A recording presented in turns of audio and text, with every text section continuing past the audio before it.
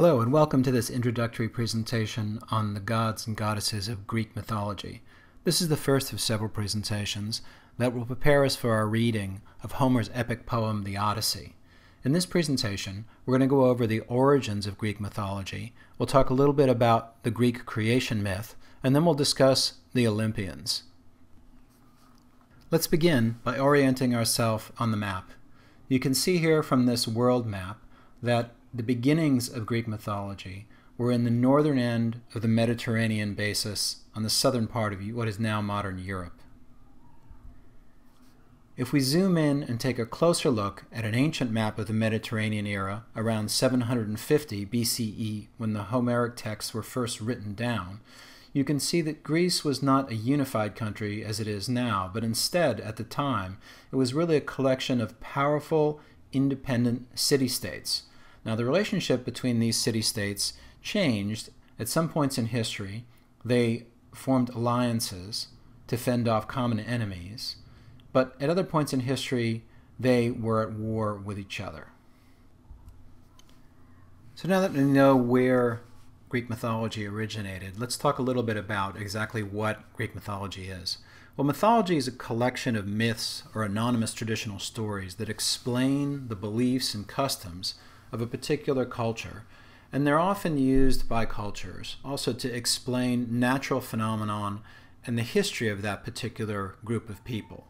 If you think about it, this ties traditional mythology, such as Greek and Roman mythology, to some of our more contemporary major religions, which answer fundamental human questions about the origins of the universe and the origins of human life on our own planet.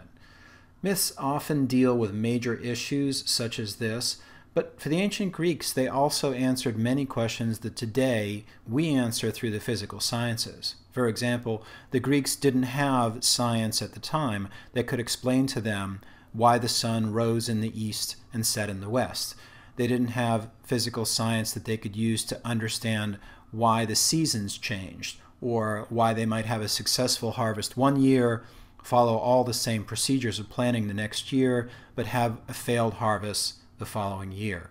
So the Greeks used mythology to help explain the world that they lived in and the natural world that they inhabited.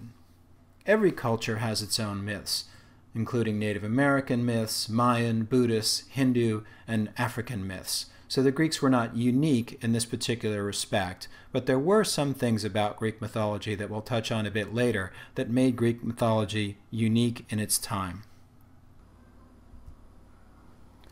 While today, when we read Greek mythology, we understand it to be fiction, it's important to understand that in their time, the Greeks and the Romans believed in these stories. In other words, they thought that when they talked about the stories in their mythology, these events had actually occurred in history, and they believed that these stories were describing things that were true and real, and therefore these stories carried a particular importance for them, as historical truth can for people. In this sense, it is somewhat comparable to some people who are adherents to contemporary religions, such as Judaism, Christianity, or Islam.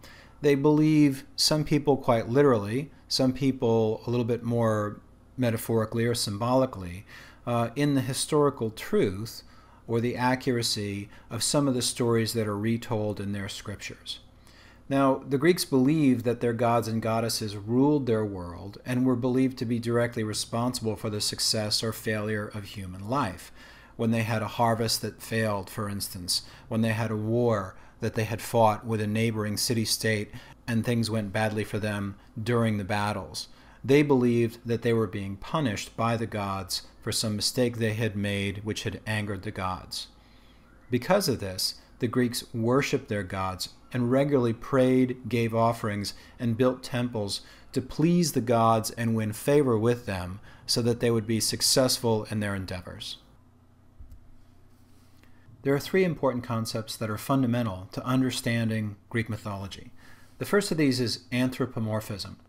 Anthropomorphism means to give human form or qualities to beings or things that are not human, especially to gods. We'll talk more about that in a moment. The second of these is polytheism. Poly, from the Greek many, and theism referring to deities or gods.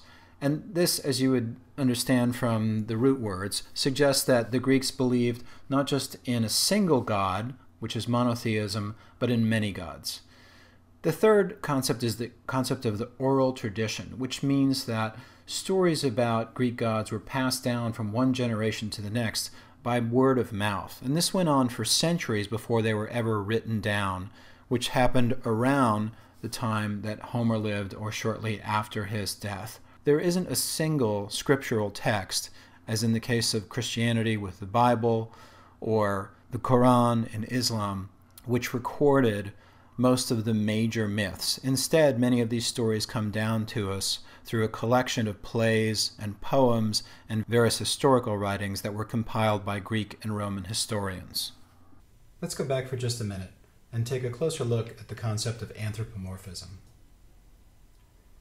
One of the things that distinguished the Greeks from other previous civilizations was the fact that they were the first civilization to create gods in their own image. And this included not only sculpture and painting, but other behavioral aspects of the ways that they portrayed and thought about the gods. In particular, Greek gods not only looked human, but they also acted human. For example, they married, loved, and quarreled with each other. They had love affairs and children with both gods and mortals, and they also loved games, challenges, and trickery. But the gods were immortal and would never die because ichor and not blood ran in their veins. The Greeks believed that the gods and goddesses lived at the top of Mount Olympus in Greece behind a gate of clouds. And there, according to Greek mythology, they ate only ambrosia, which was the food of the gods, and they drank only nectar. And from Olympus they also kept an eye on the mortals down on earth, which they could visit at any time. And you'll see as we delve deeper into some of the Greek myths that we're going to study in our class, that the gods frequently became entangled in human affairs. To understand the most famous of the Greek gods, it's important to know their creation myth. And the story of Greek mythology begins at the start of time. At first, according to Greek mythology, there was only darkness, or what they called chaos. Then Gaia, the earth, grew out of chaos. Gaia gave birth to Uranus, the sky, and when rain fell on Gaia, plants, animals, and rivers were created. Gaia became Mother Earth, mother of all living things, and mother of the first gods. The first gods in Greek mythology were called the Titans. Gaia and Uranus gave birth to 12 Titans, all powerful giants, 6 girls and 6 boys. Gaia also gave birth to more children, including 3 huge one-eyed giants called the Cyclopes.